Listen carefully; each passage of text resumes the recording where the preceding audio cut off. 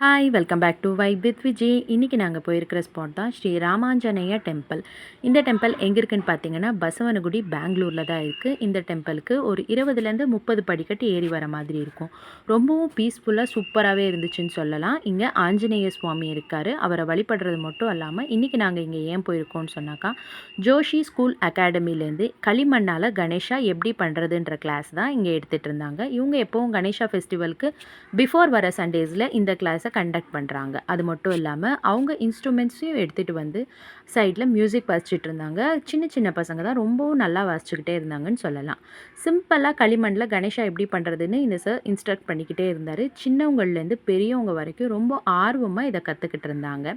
அவங்க கையால் பண்ணுறதையும் ரொம்பவும் என்ஜாயாக ஃபீல் பண்ணிக்கிட்டு இருந்தாங்க. தூரத்துலேருந்து இன்ஸ்ட்ரக்ட் பண்ணுறது மட்டும் இல்லாமல் பர்டிகுலராக வந்து சில குழந்தைகளுக்கு அவங்களே எப்படி பண்ணுறாங்கன்றதெல்லாம் பார்த்துக்கிட்டே இருந்தாங்க. மிஸ்டேக்ஸ் இருந்தால் கரெக்ஷன் பண்ணிக்கிட்டே இருந்தாங்க. நம்ம களிமண்ணால் ஏன் கணேஷா பண்ணுறோன்னு தெரியுமா? முன்ன எல்லாம் ஆகஸ்ட், செப்டம்பர், அக்டோபர் காலத்தில் ரொம்பவும் மழை பெய்யும். அப்போது ஆறில் வெள்ளம் பெருக்கெடுத்து ஓடும். அந்த ஆற்று வெள்ளத்தோட அளவை குறைக்கணுன்றதுனால களிமண்ணால் கணபதியை பண்ணி 2 நாள் 3 நாள் 5 நாள்னு அவங்கவுங்களுக்கு பிடிச்ச மாதிரி வழிபட்டு அந்த களிமண்ணால் செஞ்ச கணேஷாவை கொண்டு போய் ஆற்றுல கரைப்பாங்க. சிறு துளி தான் பெரு வெள்ளத்தை குறைக்குங்கிற மாதிரி இந்த சின்ன சின்ன பார்ட்டிசிபேஷன் தான் அப்போது ரொம்பவும் உதவியாக இருந்திருக்கும்.